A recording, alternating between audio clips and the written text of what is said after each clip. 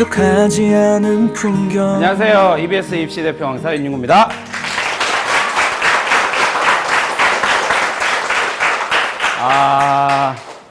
고등학교 1학년, 2학년이죠? 네. 아직까지는 표정이 좋네요. 선생님은 입시에 대한 이야기를 하는 사람이라서 좋게 이야기가 안 끝나요. 그래서 여러 가지 이야기를 해줄 텐데 도서 지역에 있는 학생들을 만나는 게 어제에 이어서 두 번째. 근데 조금 많은 생각들을 하고 왔어요. 올 때. 선생님이 어쨌든 여러분들 모두가 지금 상태보다 조금 더 업그레이드 돼서 여러분들이 원하는 대학, 여러분들이 원하는 삶을 살았으면 좋겠다라는 게 이 선생님들이 서울에서부터 내려와서 이 고생을 하는 이유이기도 하거든요. 그래서 여러분들이 이번 강의를 잘 들으시고 이런저런 생각들을 하는데 제일 중요한 게 뭐냐면 선생님은 짧은 시간에 여러분들이 지금보다 훨씬 더 업그레이드 된 대학을 보내줄 자신이 있어요. 조건은 딱 하나예요. 뭐냐면 선생님이 이야기하는 걸 실천하면 돼요. 거기다 빨리 첫 번째 적으세요. 뭐라고요? 실천이야. 왜냐하면 대학은 말로 가는 게 아니거든요. 대학을 가는 건 무조건 뭐라고요? 내가 행동할 때 가요. 아까 정경영 쌤이 그 아인슈타인 이야기 올려줬잖아요. 뭐라고 올려줬어요?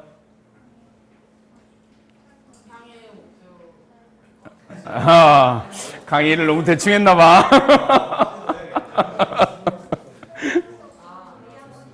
네. 훌륭해요. 그 아인슈타인이 비슷한 이야기 또 다른 챕터에서 뭐라고 이야기를 하냐면 어제와 똑같은 삶을 살고 있으면서 보다 나은 내일을 꿈꾸는 것은 정신병 초기 증상이라 그랬어요. 그러니까 선생님이 여러분들한테 꼭 하고 싶은 이야기예요.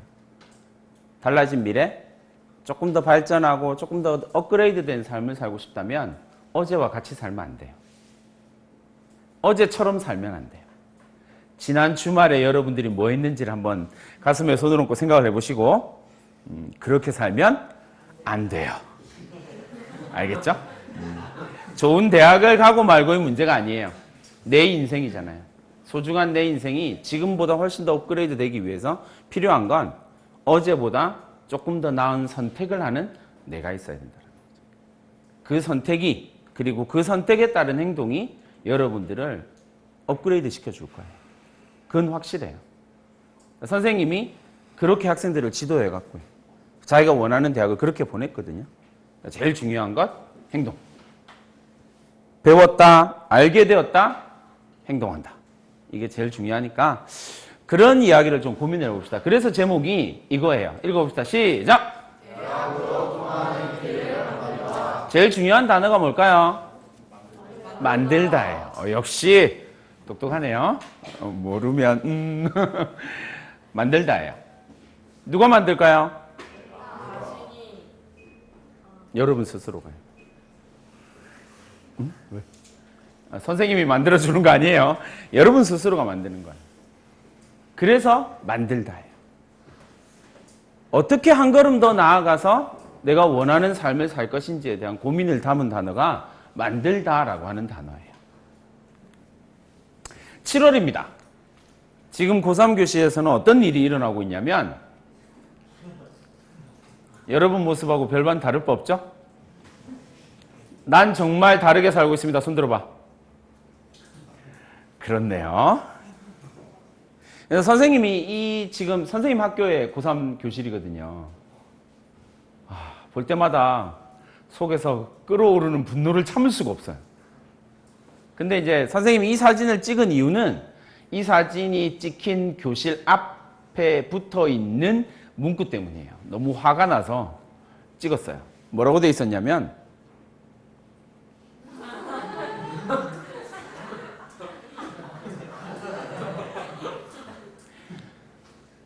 질문.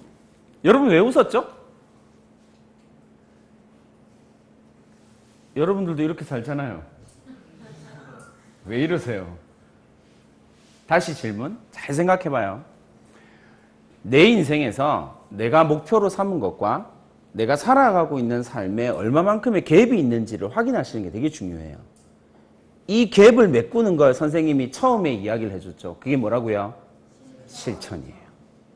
서울대를 가고 싶고 자기가 원하는 대학을 가고 싶고 지금보다 훨씬 더 업그레이드된 삶을 살고 싶다라고 이야기를 한다면, 목표가 정해졌다면 그 목표에 상응하는 자기의 삶이 있는지를 돌아보는 거예요.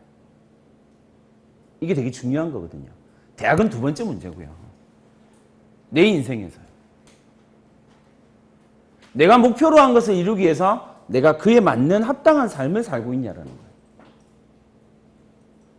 지난 주말을 자꾸 떠올리세요. 지난 주말에 내가 뭘 했는지를 자꾸 떠올리는 게 선생님 이야기에서 되게 중요한 이야기예요. 선생님은 학생들한테 그 선생님이랑 인연이 맺어져서 선생님은 자기가 원하는 학교 웬만하면 보내주거든요. 뭐 그 정도의 능력은 갖고 있어요. 근데 딱 조건은 하나예요. 여러분들이 그것을 할 수 있는 실천 능력이 있냐는 거죠. 갭은 생길 수밖에 없습니다. 여러분들이 지금 1학년이라서 이렇게 아직까지 이러고 있는 건데 3학년이 되면 대부분의 학생들이 무슨 짓을 하냐면, 선생님 되게 싫어하는 짓을 해요. 뭐 하냐면 목표를 낮춰요. 목표를 낮춰요. 이상한 짓이잖아요. 목표가 정해져 있다면 뭘 바꾸면 돼요? 내가 지금 살고 있는 삶을 바꾸면 돼요. 근데 고3이 되면 이런저런 힘들다라는 핑계를 대면서 목표를 끌어내려요. 자기를 바꿀 생각을 하지 않는 거죠. 그러면 만들지 못해요. 그래서 두 사진을 잘 생각해 보세요. 여러분들이 대학을 가기 위해서 여러분만의 길을 만들 때 제일 중요한 건 뭐냐면 목표와 나의 삶. 이렇게 선생님은 학생들한테 이렇게 이야기하거든요. 내가 입학사정관이고 내가 나의 삶을 돌아보면서, 내가 예를 들어서 서울대학교 입학사정관이야. 근데 내가 나의 삶을 돌아보면서 나 같으면 나를 뽑겠어. 이렇게 대답할 수 있다면 성공하는 삶이 될 거예요. 그걸 좀 만들어 보자라는 이야기를 해요. 2022학년도는 조금 많은 변화들이 생깁니다. 여러분들 사실은 지금 고등학교 2학년이 맞아야 할 폭탄을 지금 1학년들이 맞은 셈이 되는 거거든요. 근데 어쨌든 이 2022학년도에 바뀌는 대입 개편안에서 가장 바뀌는 부분이 뭐냐면 정시 비율이 30% 늘어난다라고 이야기를 하는 건데, 이거는 조금 오차가 생겨요. 왜냐하면 작년까지 입시, 그리고 올해도 입시가 마찬가지고요. 대체로 매년 진행되어 왔던 대학의 전형 구조를 살펴보면요. 정시로 뽑는 비율이 대체로 30% 정도였어요. 선생님 서울대도 그렇고 아니던데요. 형식적으로는 78%를 수시로 뽑아요. 그런데 그 78%를 수시로 다 채울 수 있냐면 그렇지 못해요. 6개를 동시에 합격하거나 2-3개를 동시에 합격하는 구조를 가지고 있는 전형 구조에서요. 한 학생이 다른 학교를 포기하고 서울대를 포기하고 다른 데를 갈 수도 있거든요. 그러니까 수시에서 채우지 못하는 구멍들이 계속 생겨요. 서울대학교가 그게 200명이었거든요, 작년에. 서울대, 고대, 연대가 그게 대체로 200명이었어요. 그거에 정시로 넘어가요, 그 인원이. 그러면 모든 대학이, 주요 대학들은 대부분 다 30%예요, 정시가. 이미 30%였어요. 근데 마치 뭔가 대단한 걸 하는 것처럼 막 이렇게 이야기하잖아요. 아니에요. 지금 상황에서 별로 바뀐 게 없어요. 다만 이 문제를 해결하기 위해서 대학의 입장에서, 서울대학교의 입장에서요, 정시 30%의 비율을 맞추기 위해서 정시 30%딱 금을 그었어요. 진짜 정시로 30% 근무할 거야? 라고 이야기하고 난 다음에 서울대가 그 다음 행동한 게 뭐냐면요. 이때 여러분들이 대학을 들어갈 때, 여러분들이 고3이 돼서 이제 입시할 때요, 수능 최저를 서울대가 확 낮춰버렸어요. 뭘 없애기 위해서요? 수시에서 정시로 2월 되는 인원을 없애버리기 위해서요. 그럼 결국 어느 정도 나올까요? 30%요. 여러분 생각하는 것보다 훨씬 더 전략적으로 준비가 되어져 있어요. 그러니까 저 이상은 올라가지 않아요. 대학에 올리려고 하지 않거든요. 그러니까 자꾸 이상한 정시 늘어난다라는 이야기에 현혹되지 마세요. 제 학생들은 무조건 수시입니다. 여러분들 선배들도 대부분 다 수시로 가죠? 네. 그 얘기를 좀 잘 생각해서요. 그러니까 저기에 흔들리는 순간 내가 가야 할 방향을 놓쳐버리게 돼요. 그게 아니라는 거 꼭 기억을 해두시면 되겠고요. 나머지 선택 과목들에 대한 이야기 있는데 도서 지역에 있는 학생들은 대체로 선택 과목이 선생님들이 어떤 과목 선생님이 오시냐에 따라서 달라지는 거니까 이건 패스. 그 다음에 제일 이제 이슈가 되는 건 문과, 이과 구분을 폐지한다라는 거예요. 그래서 2학년 학생들도 있으니까 잘 생각하세요. 아, 나는 이공계열을 가기 위해서 정말 열심히 공부를 하겠지만 선택 과목은 좀 공부하기 쉬운 문과 과목을 할 거야. 대학 못 갑니다. 왜냐하면 대학은 문과, 이과 구분해서 뽑거든요. 이 정책 자체는 완벽히 대학의 정황에 의해서 완벽하게 실패했어요. 대학은 문과, 이과 명확하게 구분 지어서 뽑습니다. 서울에 있는 주요 대학은 전부 다 수학 과목, 과탐 과목 다 지정했거든요. 가산점 주기로 했고요. 그러니까 문과, 이과 다 따로 구분해서 뽑는 거예요. 그러니까 과목을 선택할 때 저는 융합형 인재입니다. 이런 거 하지 마세요. 큰일 나요. 문과 계열, 이과 계열, 이공 계열로 과를 나누어서 선택을 하고 나머지 독서로 융합형 인재라는 걸 보여주면 돼요. 과목으로 보여주지 마세요. 실패할 확률이 매우 높아져요. 그러니까 여기에 대한 언론에서 뭐라고 이야기를 하더라도 여기에서 넘어가면 안 돼요. 문이과 구분은 정부에서는 없애려고 노력했으나 대학은 문이과로 뽑는다라고 하는 사실을 꼭 기억을 해주셔야 돼요. 그래야 대비가 되거든요, 내가. 나머지는 크게 문제가 될 게 없어서 넘어가고요. 딱 그 고등학교 1학년, 2학년도 조금 다르긴 한데 2학년들까지 같이 포함해서 이야기할 수 있는 방법은요. 크게 보면 대학을 갈 수 있는 길은 딱 세 가지예요. 세 가지입니다. 첫 번째 뭐예요? 정시요. 수능. 여기는 재학생들이 건드리는 영역이 아니에요. 조금 이상한 이야기가 되겠지만 주요 대학 같은 경우는요. N수생들이 진학하는 비율이 70% 가까이 돼요. 이제. 계속 해마다 높아지고 있거든요. 그러니까 수능이라는 체제가 사고력을 측정하긴 한데 심각한 문제가 하나 있어요. 그게 뭐냐면 수능이 한 과목에서 개별 과목에서 지금 20년째 출제가 되고 있거든요. 그러니까 이제 더 이상 사고력 측정이 없어요. 문제 많이 풀어본 학생들이 훨씬 더 유리해져요. 그러니까 N수생들이 가면 갈수록 기승을 부리게 되는 거거든요. 그러면 정시 빠졌습니다. 재학생들이 노는 공간이 아니고 또 연암고 학생들도 대체로 수시로 가니까 정시 빠졌네요. 두 번째 학생부 교과, 세 번째가 학생부 전형, 종합전형 세 가지예요. 근데 학생부 교과는 연암고에서 좀 불리하게 작용할 수밖에 없거든요. 왜요? 모집단이 적으니까. 그럼 우리가 갈 수 있는 방법은 사실 학생부 종합밖에 없다는 거죠. 1학년, 2학년이니까 이걸 확실하게 준비를 해주시면 돼요. 어떻게 준비하는지에 대한 이야기를 한번 해볼게요. 어쨌든 여러분들의 입시는 아직 확정되지 않았어요. 2022학년도 입시는 서울대 빼고는 아직 어떤 대학도 확정짓지 않았거든요. 그러니까 고등학교 2학년 학생들의 입시를 보면 추론이 가능한데 별거 없어요. 77%가 고등학교 1학년은 70%가 된다는 것만 알아두시면 돼요. 그러니까 정시 70, 정시 30, 수시 70 이렇게 픽스가 되는 거예요. 이렇게만 생각하시면 되고 이거는 전국 대학에서 전형별로 구분을 해봤는데 저 위에 노란색이 뭐냐면요. 지금 2022학년도는 아직 확정이 안 됐으니까 지금 2학년 걸 기준으로 하면 노란색으로 돼 있는 게 뭐냐면 전년도에 비해서 늘어난 전형의 부분이에요. 그러니까 정시, 종합, 교과가 늘어났다는 걸 알 수가 있겠죠. 똑같이 뭐라고요? 기타 전형, 특기자 전형이요. 실기 특기자 전형 이런 것들이 기타 전형으로 들어가고요. 나머지 논술 전형이요. 줄었죠? 확실하게 줄었어요. 근데 이걸 서울에 있는 선호가 높은 15개 대학 순으로 쭉 정리를 해보면 이렇게 돼요. 학생부 종합 44%요.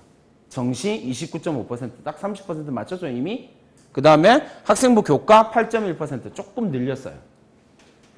결국 세 가지 전형밖에 없다라는 거예요. 이렇게 여러분들이 생각하시면 되겠습니다. 이건 넘어가고요. 근데 이제 학생부 교과에 대한 이야기는 선생님이 여러분들한테 해줄 말이 사실 별로 없어요. 이거 하나만 보여주면 됩니다. 넘어가도 되겠죠? 네. 1점, 있기는 할까, 본 적은 있을까, 뭐, 어쨌든, 그렇네요. 학생부 교과 전형은 서울에 있는 주요 대학 같은 경우는 학생부 교과 전형으로 가는 것 자체가 워낙 어려워요. 그리고 뽑는 숫자가 워낙 적어요. 그러면 학생부 교과 전형은 어디서 뽑냐면 여러분들이 이 강의를 선생님 이야기를 들으면서 여러분들의 목표를 좀 더 선명하게 잡는 게 되게 중요해요. 내가 예를 들어서 학생부 교과 전형이 힘을 발휘하는 건 어디서냐면 지방에 있는 국립대들이에요. 전남대, 전북대 뭐 이런 학교들이 1000명 단위로 뽑거든요. 그러니까 거기쯤 가면 여기가 앞에 자리가 1이 아니라 2나 3으로 바뀌게 돼요. 근데 그마저도 여러분들에서는 크게 메리트로 작용하기는 조금 어려운 부분이긴 해서 얘는 넘어가고요. 이제 학생부 종합전형에 대한 이야기를 해봅니다. 학생부 종합전형에 뽑으려고 하는 인재가 어떤 인재냐라고 하는 것을 아는 게 되게 중요해요. 이 학종에 대한 오해가 매우 심해서 사실 여러분들이 학종으로 대학을 못 가는 게 있거든요. 이 학종에 대한 오해를 걷어내기만 해도요. 내가 무엇을 준비해야 되는지 선명하게 나와요. 선생님이랑 인연을 가졌던 학생들은 거의 대부분이 조금 고치거든요. 많이 고치지 않아요. 조금 고쳐요. 그리고 학종으로 가요. 6학종 합격 막 이렇게 하거든요. 학종 6개 써서 6개 다 붙어버려요. 왜요? 대학이 보고자 하는 포인트가 딱 정해져 있거든요. 근데 그 포인트 여러분들이 잘 생각해봐요. 여기 이름 뭐야 학생? 예슬? 예슬이가 어느 날 와가지고 선생님 저는 우수한 학생이에요. 우수한지 안 한지 난 모르겠으나 우수한 학생이라고 주장을 했어요. 그럼 잘 생각해봐요. 대학이 우수하다라고 평가하는 지점하고요. 예슬이가 우수하다라고 이야기하는 지점은 같을까요? 다를까요? 달라요. 그러니까 학종이 잘 안 되는 거야. 그러면 우리의 기준에 의하면 예슬이가 우수하다라고 생각하는 기준에 대학이 맞춰주면 참 좋겠는데 맞춰줄까요? 안 맞춰줄까요? 안 맞춰주죠. 당연히 우리가 어플라이 해야 되는 입장이니까. 그죠? 그러니까 어떻게 돼요? 대학이 원하는 우수함을 예슬이가 맞춰가는 게 필요해요. 이게 학종의 가장 키포인트거든요. 내가 우수하다라고 주장하는 걸 얘기하는 게 아니라 대학이 원하는 우수함에 나를 맞춰가는 거예요. 아까 비슷하죠? 목표가 정해진 것, 그 목표에 맞는 내 삶을 바꿔가는 거. 이게 되게 중요한 거예요. 그러면 대학은 도대체 어떤 학생을 우수하다라고 이야기하냐? 내지는 어떤 학생을 선발하려고 하냐라고 이야기를 하면 전국에 있는 198개의 4년제 대학에 학생부 종합전형 안내 책자를 발행하는 대학이 한 28개 정도 대학 되거든요. 28개 대학에 전부 다 학생부 종합전형 안내 책자를 보면 맨 앞에 이런 학생을 뽑는다라고 나와 있어요. 어떤 학생을 뽑느냐라고 이야기를 하면요. 이런 학생을 뽑아요. 전 이렇게 살고 있습니다. 손 들어봐. 없죠. 있을 수가 없어요. 얘는 선생님이 교직 생활이 20년이 넘었는데 본 적이 없거든요. 앞으로도 못 볼 것 같아요. 이런 학생 없어요. 그냥 이상에만 존재를 하는 거예요. 그럼 실제로 대학이 뽑고자 하는 학생은 어떤 학생일까요? 라고 이야기를 하면 K대학을 가지고 온 이유가 있어요. 이 K대학에 솔직하게 이야기를 해놨거든요. 어떤 학생을 뽑고 싶어 한다고요? 읽어봅시다. 시작! 졸업 후 대학을 빛낼 수 있는 학생. 대학이 뽑고자 하는 학생은 딱 한 종류예요. 뭐라고요? 졸업 후에 대학을 빛낼 수 있는 학생이에요. 물론 이런 학생을 우리 뭐라고 부르냐면 우수한 학생이라고 해요. 그죠? 우수한 학생이라고 이야기하거든요. 근데 이제 이 우수함이라고 하는 기준 자체가 여러분들이 생각하는 우수함과 대학이 생각하는 우수함이 다르다라는 거예요. 그걸 매칭시켜주는 과정이 필요하거든요. 그래서 여러분들이 이 강의를 들으면서 우수함이라고 하는 것이 이런 거구나를 이해하면 내가 학종을 준비할 수 있게 되는 거예요. 자, 읽어봅니다. 시작! 학인 전발. 여러분들이 오늘 강의를 들으면서 다 까먹어도 좋은데 이 단어 하나만 기억하시면 돼요. 대학은 우수함이다 라고 이야기할 때 여러 단어로 나타내는데 그중에 가장 대표적인 단어가 뭐냐면 학인 전발이라고 이야기를 하는 거예요. 우수함은 뭘로 표현된다고요? 잘 기억해 두세요. 이 학인 전발은 뭐냐면 학업 역량, 인성, 전공 적합성, 발전 가능성이다 라고 이야기를 하는 네 가지로 이야기를 할 수 있어요. 자, 여러분 여기 봐. 적는 거 잠시 멈추고요. 선생님을 보고 손 들어봐요. 진짜 솔직하게 손 들어봅시다. 그냥 딱 봤을 때 학업 역량, 인성, 전공 적합성, 발전 가능성이라고 하는 네 가지 영역이 있는데 이 네 가지 우수함 중에서 딱 하나만 손드는 거예요. 딱 하나만 손드는 거야. 그래도 제일 가깝다. 내가 생각하기에 제일 가깝다. 그죠? 첫 번째 학업 역량이 전 제일 가까운 것 같아요. 없군요. 눈치 보지 말고 손들어. 그 다음에 나는 좀 인성은 좀 탁월한 것 같아요. 네. 매니저님이 손을 들었어요. EBS 매니저님이 손을 들었어요. 2명 들었습니다. 다시 손 들어봐. 2명. 학생 하나, 둘. 뒤에 남학생 아까 손 들었는데 3명. 자, 얼굴 잘 기억해놨죠? 누가 인성이 좋은지 잘 보세요. 예슬이 인성 좋다고 손 들었습니다. 전공적 합성. 오, 전공적 합성이 탁월한 학생이. 오, 신기한데? 좋아요. 내리세요. 저 맨 하나, 둘, 셋, 넷, 5번째 남학생. 저요? 네. 전공적 활성의 능력이 어떤 부분이 탁월해요? 저요? 저는 일단 말을 잘하는 말을 잘하는 거랑 전공적 합성은 어떻게 연결되죠? 꿈이 뭐예요? 저 청소년 수련 지도사요. 말을 잘해야겠네요. 난 발전 가능성. 오, 좋아요. 내리세요. 자, 좋아요. 어떤 걸 손들어도 사실 한 건 없는데 선생님이 되게 마음이 아픈 건 학업 역량은 아무도 없었다는 거? 이제 그 부분에 대한 오해를 좀 짚고 넘어갑시다. 왜냐하면 우리가 일반적으로 이야기할 때 학업 역량이다 라고 이야기할 때 여러분 머릿속에 뭘 생각하냐면 첫 번째 걸 생각해요. 학업 역량이라고 하는 단어가 튀어나오면 대부분의 학생들이 뭘 생각하냐면 성적 생각해요. 객관식이 이 학종이라고 하는 학생부 종합전형이라고 하는 전형의 가장 큰 특징은 뭐냐면요. 객관식 시험으로 여러분들의 능력을 측정하지 않는다예요.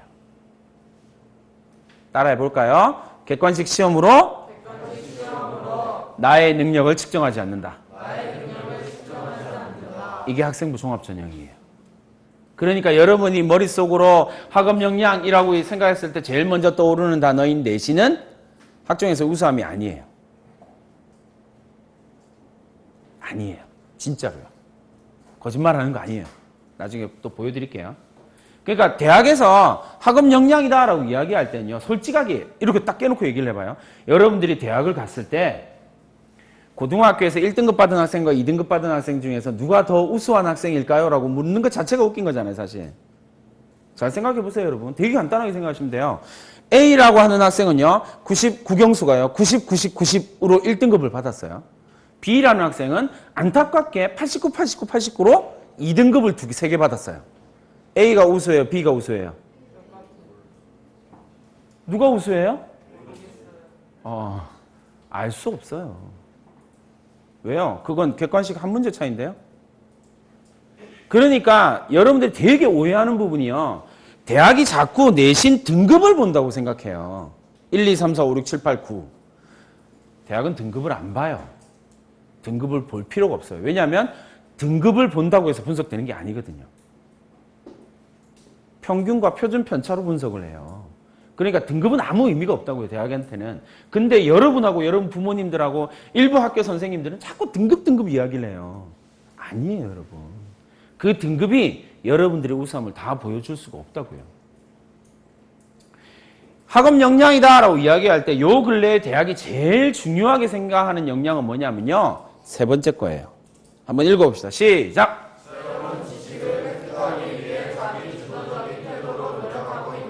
두 가지가 들어가야 되는데요. 첫 번째, 내가 학업 역량이 있다라는 사실을 보여주려면 두 가지가 들어가야 되네요. 첫 번째, 새로운 지식을 알기 위해서 노력했냐.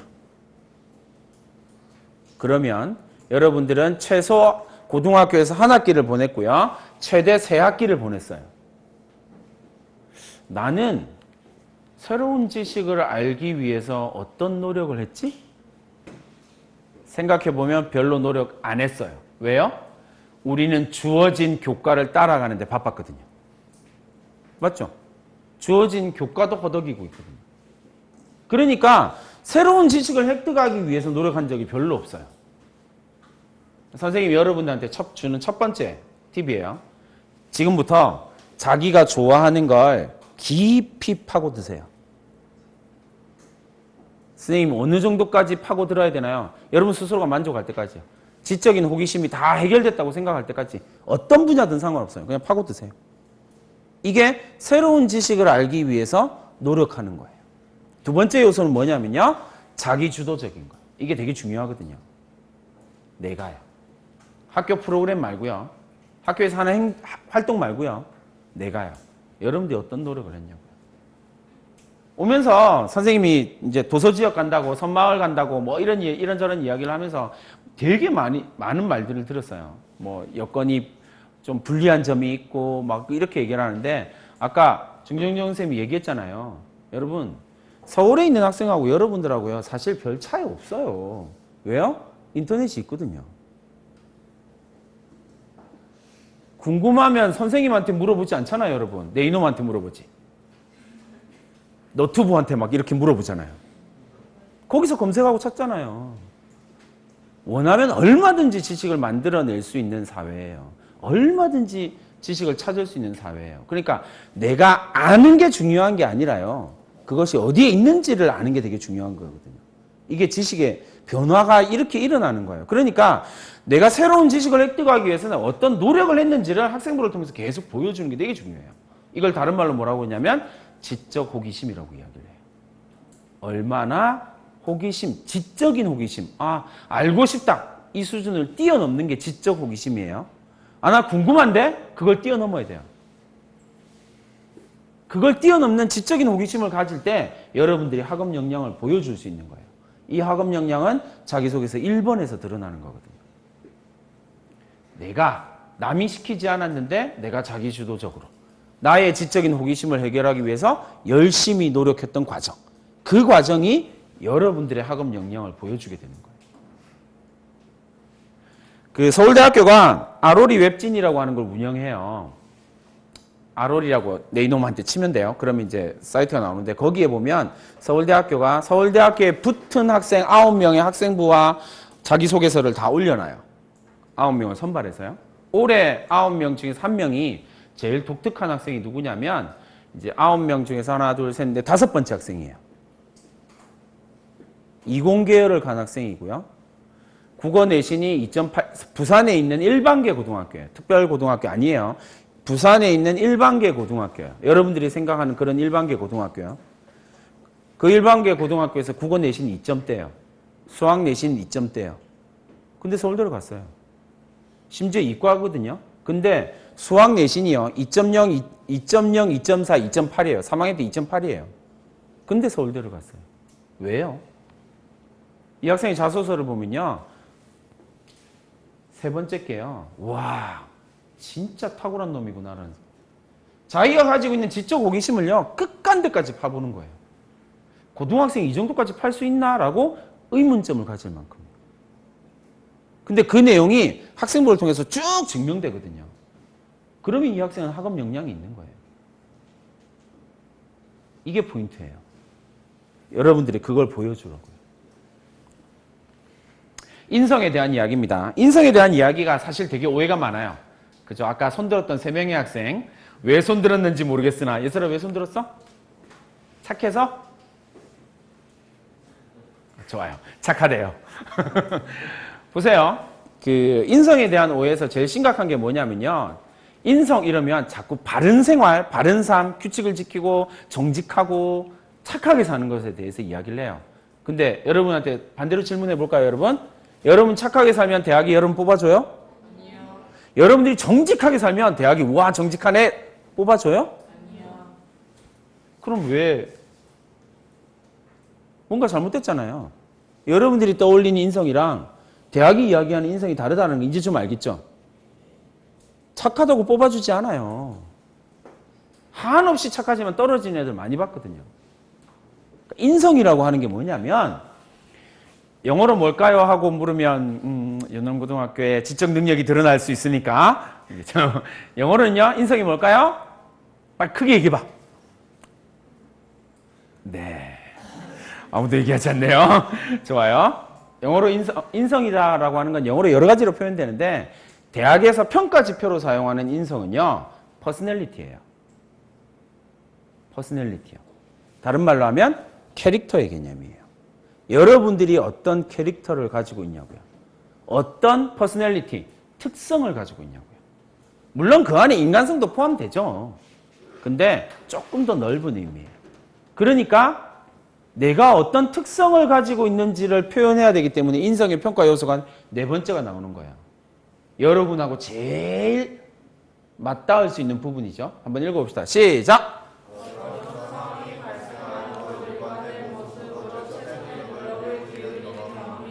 네, 이게 인성이에요. 뭔데요?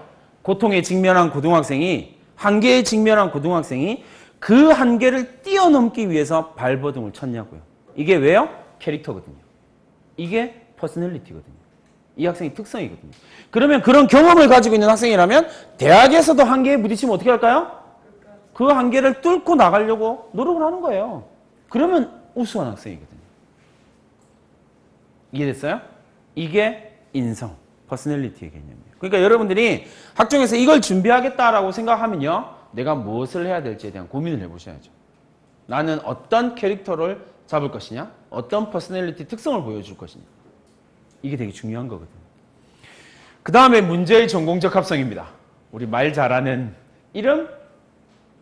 정진규입니다. 말 잘하는 진규. 이 전공적 합성에 대한 오해가 사실은 학인 전발 중에서 가장 심각해요.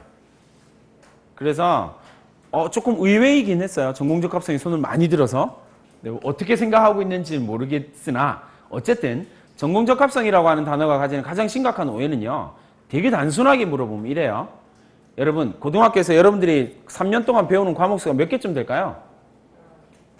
여러 개는 좀 대답이 몇 개쯤 될까요? 1학년 때 뭐 쭉 배우는 과목, 2학년 때 배울 과목, 3학년 때 배울 과목 이러면 대체로 한 30과목 정도 돼요. 과목 수로 따지면 한 30과목 조금 넘거든요. 대학의 학과는 몇 개쯤 될까요? 100여 개, 수백 개예요. 학과가 수백 개예요. 그럼 여러분들이 지금 배우는 과목이랑 대학의 학과를 연결시켜서 전공적 합성을 따지면 여러분들은 30개밖에 못 가요. 맞잖아요. 30과목 정도를 배우니까. 그러니까 전공적 합성에 대한 오해를 이렇게 가지면 곤란한 거예요. 잘 생각하셔야 돼요. 전공적 합성이라고 하는 것은 뭘로 드러나냐면 능력으로 드러나는 단어예요. 다시요. 전공적 합성은 뭐라고요? 능력이요. 활동이 아니라고요. 내가 무엇을 했기 때문에 전공적 합성이 있다. 거짓말이에요. 제일 심각한 오해가 뭐냐면 의사가 되기 위해서 뭐 해야 되나요? 봉사활동 뭐 해야 될까요? 이러면 병원 가야 된대요. 맞아요?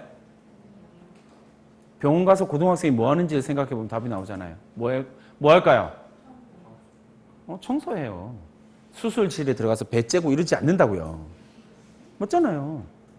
병원에서 고등학생이 하는 봉사활동의 거의 대부분은요. 문서 정리와 청소예요. 그럼 의사가 되기 위해서 필요한 게 뭐라고요? 문서 정리와 청소를 잘하면 의사가 될 수 있네요? 이건 말이 안 되는 거잖아요. 그러니까 전공적 합성에 대한 오해를 가지면 매우 심각한 일들이 생기게 돼요. 반대로 이야기하면 또 똑같겠죠. 주요 대학을 간 학생들 중에서는요. 댄스부 있을까요? 없을까요? 예를 들어서 서울대 간 학생들 중에서 댄스부 활동을 한 학생들은 있을까요? 없을까요? 많아요. 선생님도 그렇게 해서 보냈고요. 남학생 축구, 농구, 야구, 스포츠 동아리 한 학생들 있을까요? 없을까요? 많아요. 엄청 잘 보내요. 그럼 도대체 그 동아리, 그 스포츠 동아리에는 어떤 전공적 합성이 있길래? 잘 생각하셔야 돼요. 이 오해를 걷어내면 내가 해야 할 일이 선명하게 보이게 돼요. 그죠? 댄스부 예를 들어 볼게요. 댄스부 생각해 보세요, 여러분. 작년에 선생님이 올해 연대에 입학한 학생. 작년에 지도하고 올해 연대에 입학했는데 이 학생은 선생님이 지도한 선생님 학교에서 선생님이 지도한 학생들 중에서 내신이 가장 낮은 학생이에요. 역대급으로 낮은 학생이에요. 이 학생이 연대 활동 우수랑 그 다음에 두 번째 연대 국제 두 개의 전형을 다 붙었거든요. 이 학생의 동아리가 뭐냐면 댄스예요. 이 학생 춤을 진짜 잘 춰요. 댄스 동아리. 자율 동아리, 댄스 동아리. 그럼 이 학생의 꿈은, 이 학생은 전공적합성을, 자기의 전공적합성을 어떻게 드러냈을까요? 댄스부를 갔나? 댄스학과를 갔을까요? 아니요. 그게 전공적합성이 아니라니까요. 이 학생의 꿈은 패스트 패션 CEO. 뭔지 알죠? 패스트 패션? 알죠? 모르는 표정을 지으면 안 되는데. 그죠? 그 패션의 최첨단에 서 있는 자리예요. 끊임없이 유행을 선도해 가야 되는, 아주 빠른 텀으로 패션을 바꿔가는 그런 회사의 CEO가 되기를 원해요. 그러니까 선생님이 그 학생과 상담을 합니다. 제일 먼저 던지는 질문이 뭐냐면요. 선생님은 학교에서 다 선생님이 지도하는 애들 딸, 아들이라고 부르거든요. 딸, 이렇게 불러요. 패스트 패션 CEO가 가져야 될 가장 탁월한 첫 번째 능력은 뭘까? 이렇게 물어요. 여러분 스스로도 물어봐야 돼요. 아까 청소년 지도사가 가져야 될 가장 탁월한 능력 첫 번째는 뭘까? 여러분한테 적용되는 질문이에요. 똑같이 질문을 던져보세요. 그러면 패스트 패션 CEO가 가져야 될 가장 탁월한 능력은 뭘까요? 이 학생이 막 이야기하다가 첫 번째 나온 대답은 뭘까요? 창의성이요. 창의성이요. 전공적 합성은 어떻게 드러나요? 이 학생이 창의성을 보여줬냐, 보여주지 못했냐에 따라 결정되는 거예요. 그럼 이 학생은 전공적 합성, 창의성을 어디에서 드러낼까요? 답을 얘기해 줬잖아요. 어디에서요? 댄스부에서요. 댄스 동아리에서요. 공연 기획한 걸 통해서 창의성을 이미 보여주는 거잖아요. 그게 전공적 합성이라고요. 활동이 아니라 내가 그 활동을 통해서 어떤 능력을 키웠느냐가 포인트예요. 그걸 여러분들이 만들면 돼요. 마지막으로 발전 가능성에 대한 이야기를 합니다. 이 발전 가능성이다라고 이야기를 하게 되면요. 조금 여러 가지 단어들을 사용이 돼요. 성장 가능성도 괜찮고 뭐 잠재력이라는 단어. 아까 몇몇 학생이 손들었잖아요. 그럼 이렇게 생각해 보시면 되게 간단해요. 내가 성장 가능성, 잠재력이 있다라고 주장할 때 대학 입학 사정관들이 내가 잠재력이 있다, 발전 가능성이 있다, 성장 가능성이 있다라는 사실을 믿어줄까요? 아니요. 왜 안 믿어주죠? 믿어주게 만들면 돼요. 어떻게 하면 돼요? 증거를 대면 되지. 증거를 대면 돼요. 일반적으로 발전 가능성의 그 증거는 두 가지가 가장 크거든요. 첫 번째가 뭐냐면요. 두 번째 거예요. 네가 얼마나 성장할 건지를 어떻게 보여줄 수 있냐면 책을 많이 읽은 거예요. 이건 성장 가능성, 잠재력을 보여주거든요. 근데 이건 조금 추상적인 개념이 될 수도 있어요. 왜냐하면 독서가 검증되지 않아서 기록되는 경우들이 좀 많이 있거든요. 그러니까 여러분들이 발전 가능성, 특히나 도서 지역에 있는 여러분들에게는요, 이 발전 가능성이 네 번째가 제일 좋아요. 선생님이요, 네 번째로 테마를 잡고 주제를 잡아서 발전 가능성을 키워드로 잡은 학생은 100% 합격했거든요. 증명 가능한 이야기를 만들면 돼요. 한번 읽어봅시다. 시작!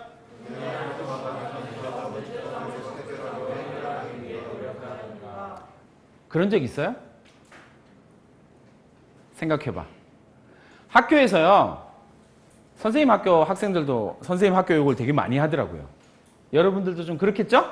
원래 자기 소속 집단에 대한 욕을 좀 많이 하는 경향이 있으니까 그럴 거예요. 자, 그 다음 질문이요.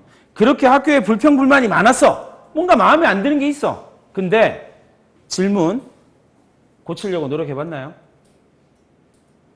해봤어요? 그게 학생부에 기록되면 돼요. 그 노력이 실패해도 상관없고요. 성공해도 상관없어요.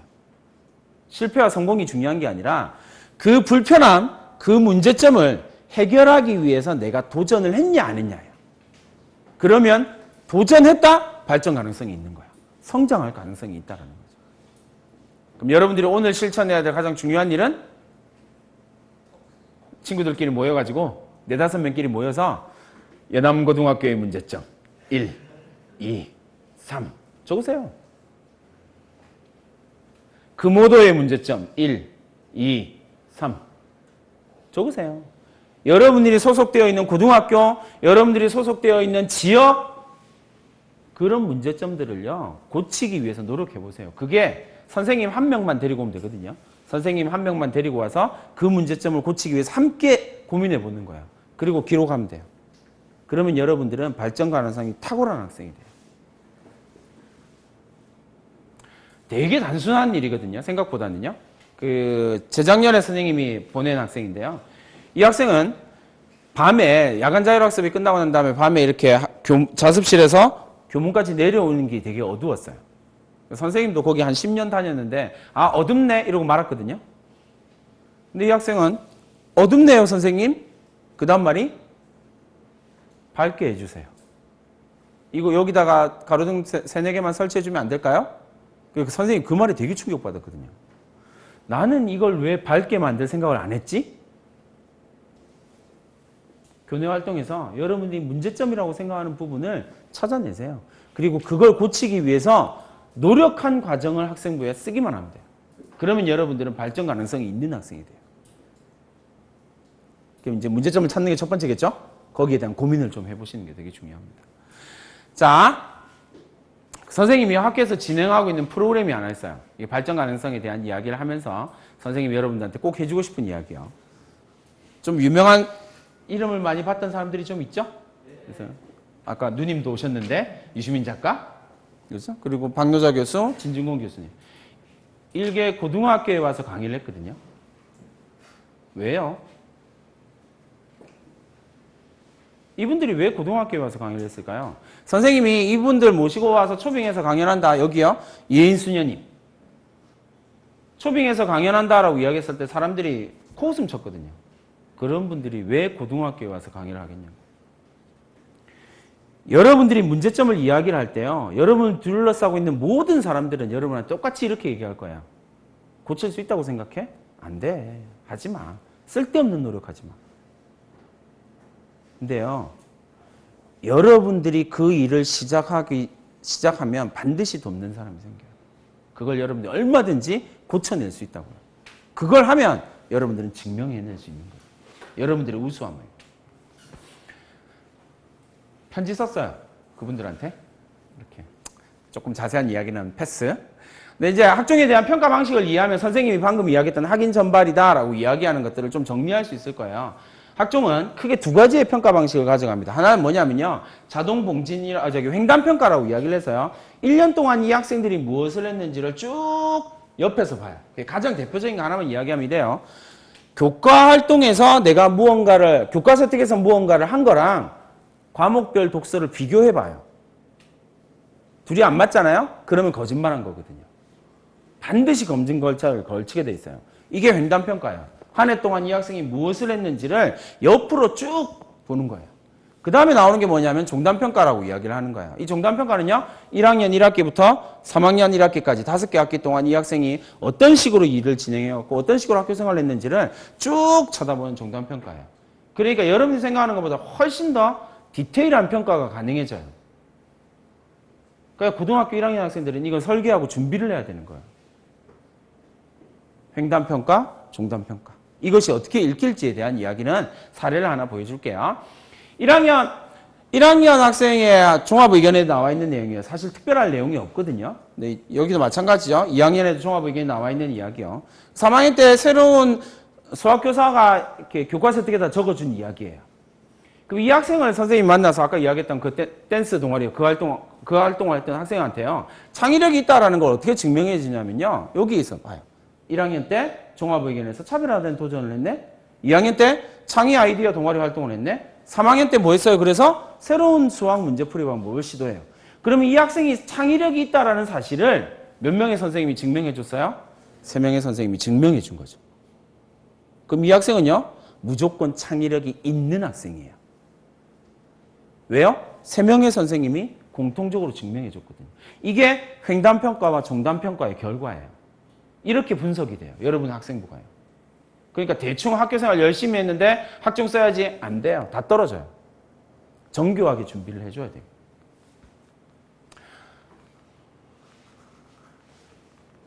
저는 설명을 해야 되는데 조금 시간이 없긴 하니까 이 부분은요. 그냥 제일 간단한 방법이라고 생각하시면 돼요. 내가 수업 중에 궁금했어요. 그 궁금증 해결하기 위해서 질문했어요. 책 읽었어요. 선생님하고 방과후 활동했어요. 1학년인데 선생님 이런 질문 되게 많이 받아요. 1학년인데 방과후 학교가 입력이 안 돼요. 학생부에. 그럼 선생님 방과후 학교 할 필요 없네요? 되게 멍청한 질문이에요. 무조건 하셔야 돼요. 왜요? 학교에서 선생님과 무언가를 한 내용은 여러분들이 방과후 학교가 아니더라도요. 그 속에서 얻어낸 능력을 교과서에 어떻게 기록할 수 있어요. 왜 그걸 안 해요? 무조건 하셔야 돼요. 안 되면 선생님하고 독서 방과후 하세요. 선생님 이 책 너무 어려운데요. 같이 좀 읽어주세요. 그렇게 하고요. 그 책 읽었던 여러분들이 알게 됐던 내용을 보고서를 쓰면 돼요. 그리고 교과서에 어떻게 넣으면 돼요. 그럼 여러분 성장을 증명한 거거든요. 네, 그런 과정들을 좀 거치는 게 되게 중요합니다. 독서에 대한 이야기는 조금 빼고요. 자, 여러분들의 학생부를 반드시 확인을 해보셔야 돼요. 이게 뭐냐면 자율활동의 사례예요. 여러분들이 일반적으로 여러분들의 학생부의 자율활동이 이렇게 적혀 있거든요. 근데 이렇게 적혀 있는 자율활동의 이야기는요. 대학에서는 대체로 빈칸으로 보여요. 왜냐하면 이거 복사해서 붙여놓은 거거든요. 내 친구한테도 똑같이 나타나는 거거든요. 그건 평가 대상이 될 수가 없어요. 그러니까 이건 전부 다 유사도 검색에서 검색 시스템에 의해서 다 가려져요. 평가 대상이 아니기 때문에. 근데 학생부가 꽉 차 있는데도 떨어지는 학생은 대부분 다 이런 거거든요. 여러분의 학생부가 어떻게 기록되어져 있는지를 잘 보셔야 돼요. 내 이야기요. 다른 사람 아니고 나만의 이야기요. 그럼 이제 이걸 어떻게 해야 되냐면 메뉴에 있는 노란색 부분이 뭐냐면요. 선생님이 진행하는 프로그램에 100명에게 공통적으로 기록되는 거예요. 두 번째 흰색은요. 그 100명 가운데서 15명, 16명 이렇게 세미나 팀으로 나누어서 15명만 기록되는 내용이에요. 공통적으로요. 그러니까 노란색과 흰색은 대학으로 가면 빈칸으로 보여요. 자율활동이 빈칸으로 나온다고요. 왜요? 복사해서 붙여넣기 한 거거든요. 그 밑에 나와 있는 보라색은 뭐냐면요. 이 프로그램을 진행한 학생 중에 한 명만 기록되는 거예요. 그러니까 100명 전체가 입력 내용이 다 다른 거예요. 그러면 평가를 하거든요. 요 밑에 있는 보라색이요. 이 학생을 대학 보내주는 글이에요. 위에 건 아무것도 아니에요. 근데 대부분의 학생부가 밑에 보라색으로 되어 있는 부분이 저렇게 기록이 안 되어져 있어요. 여러분들이 여러분의 이야기, 내가 한 활동을 적는 게 되게 중요해요.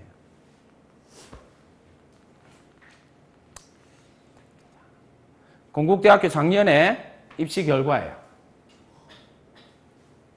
너무 놀라지 마세요. 지원자예요. 뭐 9등급도 지원은 할 수 있잖아요. 1단계 통과요? 7.8이요. 최종 합격이요?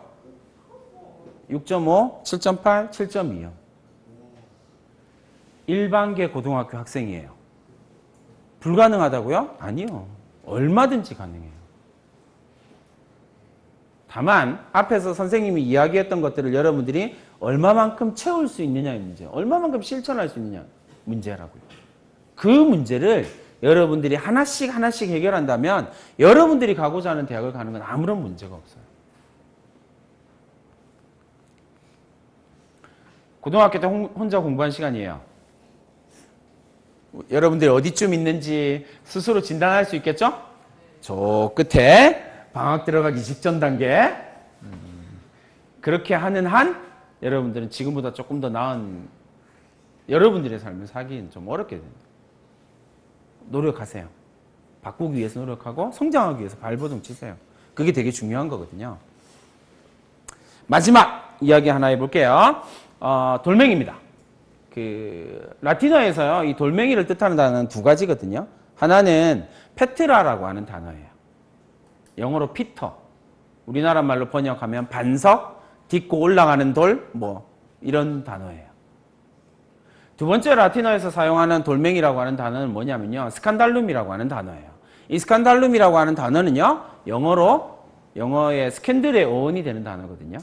무슨 뜻이냐면 걸려 넘어지는 돌이에요.